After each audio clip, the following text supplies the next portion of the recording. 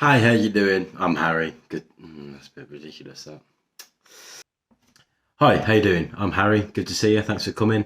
I am a programmer by trade. That's what I do for my job. I sit and I write software. I am a nerd. I've also been seen on Matt SB's channel quite a few times. I'm no stranger to that. I've done plenty of live streams with him, plenty of videos, plenty of match day vlogs when he goes to the football. But I want nothing to do with that on this channel. No disrespect, Matt. I think his channel's fantastic, and if you haven't seen him yet, you really should check him out. He does some very good stuff. So before I just sort of promote everyone else apart from myself, I program applications and websites and things for work and for fun as well. But today, what I want to talk about was websites and deconstruct three main principles that a lot of people kind of know roughly about or have heard of, but maybe don't have the full context, because two things get quite confused quite commonly, and that's the deep web and the dark web. So the internet, three main parts to it. Two technically, but three as well, because I'll get onto that. The two bits that you will be most familiar with, whether you know it or not, will be the surface web and the deep web. So the surface web is pretty much exactly as it says. So you have to think of the internet in terms of its makeup, in terms of these three parts, as an iceberg. At the tip, you have the surface web. Below, you have the deep web. And below even that, you have the dark web. Now, allegedly, there's an urban legend / myth going around that there is another part called the Mariana Trench, which is named after the Mariana Trench. That's the one in the sea. No one really thinks that exists. Not people I've met anyway. It is allegedly a place of the dark web where all human knowledge over the years has become forbidden for one reason or another, is stored. No one's proved its existence.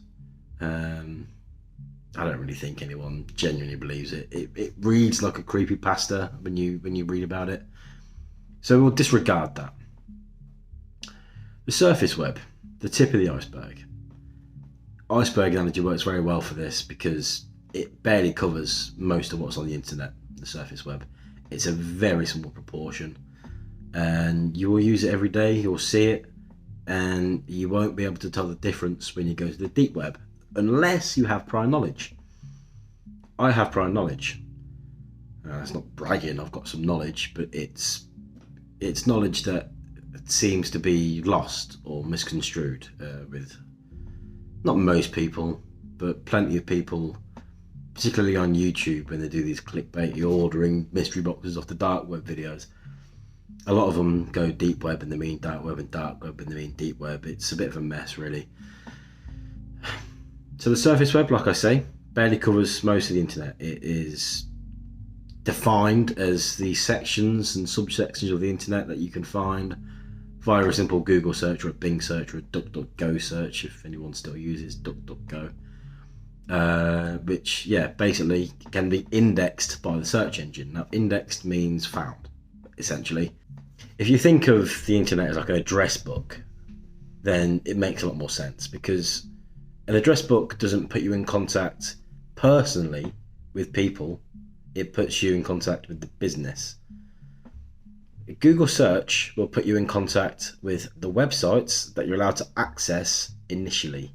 Now, when you Google Facebook, you don't find your personal Facebook profile in the search results.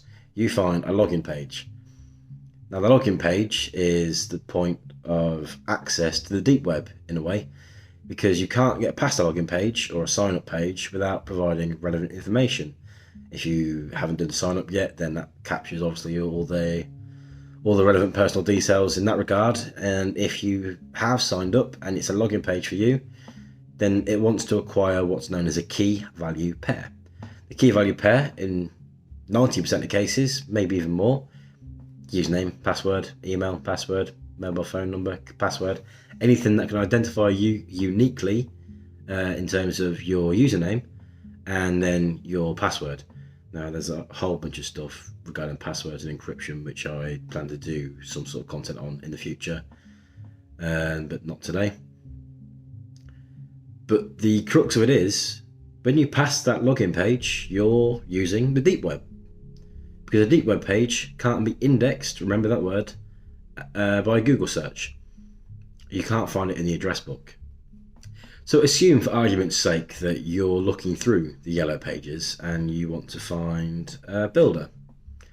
Now, it's highly unlikely and inadvised that a builder would put their personal address and mobile phone number on the yellow pages to be found publicly in the public domain.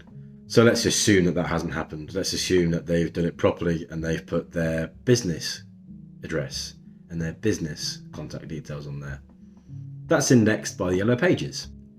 Very much the same way, the Uniform Resource Indicator is indexed by a search engine, and that's how it knows where to send you.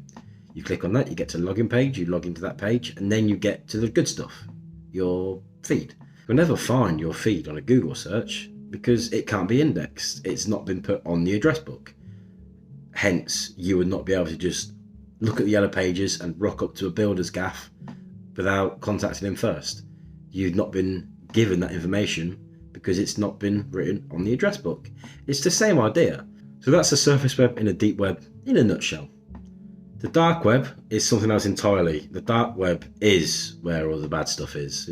Deep web's, essential to the normal operation of the internet. Dark web is way out of that league. That's the level of effort you have to go to get onto the dark web and be safe is ridiculous. My advice, honestly, is don't bother. Now, forget any scope for the illicit and illicit purposes of going onto the dark web here. Just talking from purely a technical standpoint, it's so dangerous because being secure on the dark web is not easy. You can't just rock up and just be safe because it doesn't work like that.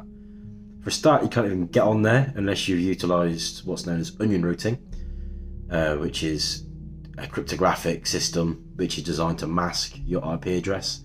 Your IP address, for anyone that doesn't know, is essentially it's your address for your electronic internet connected device.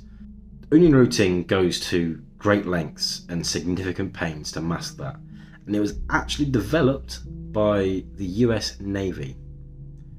I will get onto this in another video because this is something I want to talk about.